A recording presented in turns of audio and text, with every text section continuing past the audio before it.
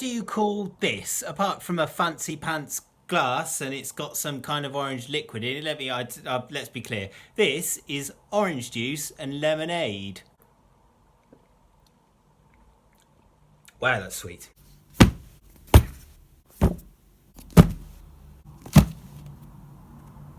Now, when I was a teenager, before I had status and before I had a pager, a bit of Tribe Called Quest there for you, although I have neither of those things, neither of the latter things. I was a teenager once. Me and my dad used to do jiu-jitsu together on a Wednesday, and after jiu-jitsu on a Wednesday, we would go to the pub.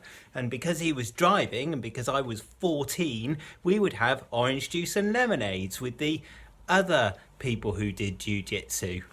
Now, we used to order a Henry, that's what we called it, but it was only when I entered my adult years, technically I mean, not because I have any kind of idea of how to be an adult, that I discovered that actually most people don't really know that term. Ah, I hear you not say though, hark, hear the people sing the name of what they think it is. They think it's a St. Clement's. Well, I'm sorry to burst your bubble, but I worked in the restaurant trade for 10 years and I don't care what Wikipedia says. An orange and lemonade is definitely not a St. Clement's. An orange and lemonade is a Henry or an orange and lemonade. A St. Clement's is very much definitely an orange and bitter lemon. St. Clement's is of course named after the rhyme Oranges and Lemons, where the line goes, oranges and lemons sing the bells. Is it sing the bells? Say the bells of St. Clement's. I'd recommend looking that song up or that rhyme up, because there are certainly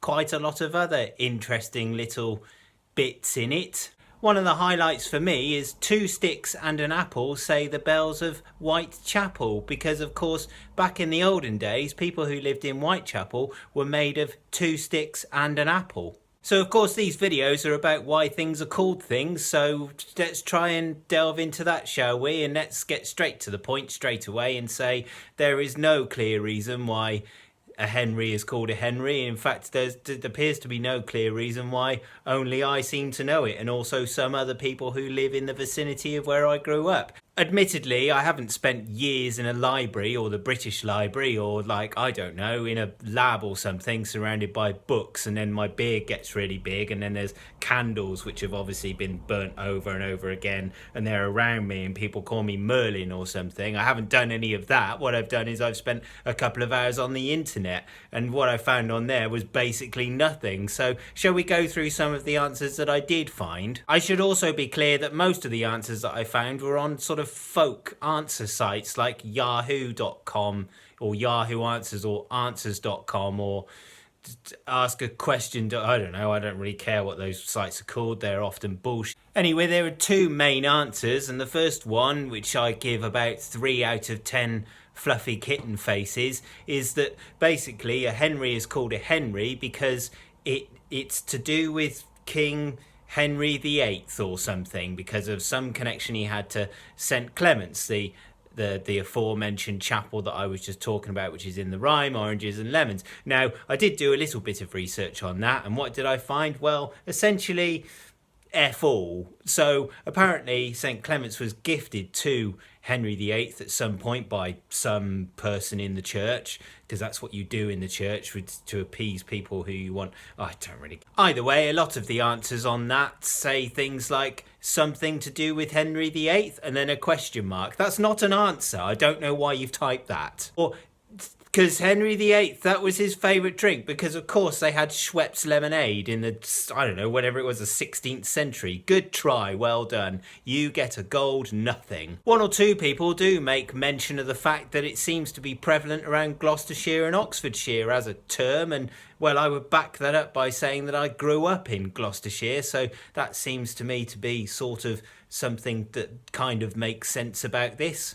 Before I get on to the other explanation, I just need to make it clear that we're not talking about Henry's hard soda or soda hard Henry's or whatever that's called, a drink which is in the States, which is basically an orange juice which is got alcohol in it. Now, there may be some kind of etymological link there, but I couldn't be bothered to look it up, mainly because I was reading the Wikipedia page and I came across this golden piece of copy. We know Gen Xers have stuff to do tomorrow, which is why we created Henry's Hard Soda. Henry's provides just the right amount of fun, helping people embrace their live hard-ish lifestyle. That's why I don't write copy, because you end up saying stuff like that and then you believe it. That's what happens to you if you work in advertising. No, thank you. Hard-ish lifestyle. What is that? Like a semi-lifestyle? Is that what we're saying? Anyway, the second answer which I found, which actually took a little bit more digging, was much better actually. And that said that basically there was a hotel in Cirencester, which is quite close to where I grew up. Originally, Cirencester was called Corinium by the Romans. There's some mosaics there that we used to go and look at as children and wonder why our teachers had been talking about this place for weeks and it appeared to be just a pile of rubble. So we went there once, and I worked there a few times as well over the years, and it's a very nice little Cotswold town. And in that Cotswold town there's a place called the Corinium Hotel. Now apparently in the Corinium Hotel, back when things were black and white, the answer doesn't state a time, it says 60s-ish. So let's say when things were black and white and all of the cars on the road were Morris Minors. How about we go with that? Apparently a chap used to regularly stagger in after a night on the pop, a night on the beer, at sort of late at night, because of course hotel bars are open late at night, and he would always have to sort him out. He'd have an orange juice and lemonade, and his name was Bob. No. His name was Henry, and his name was Rumpelstiltskin. That's the joke I should have said.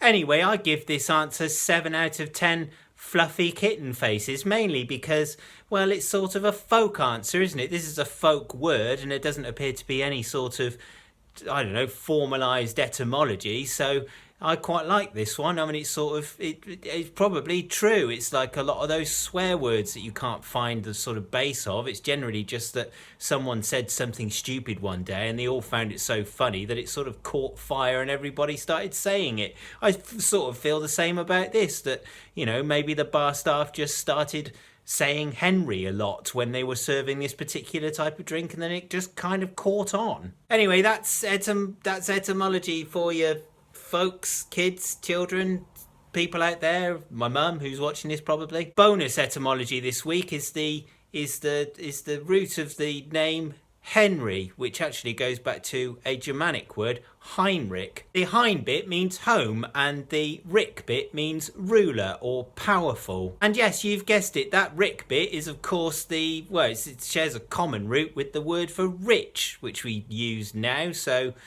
there you go. Interestingly, the Henry bit is actually a Latinisation, so the original being Henri, but in English, the English equivalent, the proper English equivalent, is Harry. There was originally also Harry with an E. If you know a Harry, is he the poshest person alive? Can you please let me know in the comments, and then I can point and laugh at Harry? I don't know why I do that. I mean, I'm called Tim, and of course, as we all know, that's sort of the pinnacle of middle-class names. Probably a bit dumb, and that would probably explain most of these videos, wouldn't it? Anyway, if you've liked this video, then maybe give it a like or a subscribe, or I don't know, whatever it is. Just maybe get on with your life if you want to. But also, if you're watching this on Instagram, then go over to YouTube and you'll find an archive of some other videos I've done where I've actually looked something up and then tried to remember it in front of a camera. And if you're watching this on YouTube, go over to Instagram, and then one day I might take a picture of my dinner and you'll think, oh look, there's a picture of Tim's dinner. I'm really glad that I've done a follow. Take care of yourselves.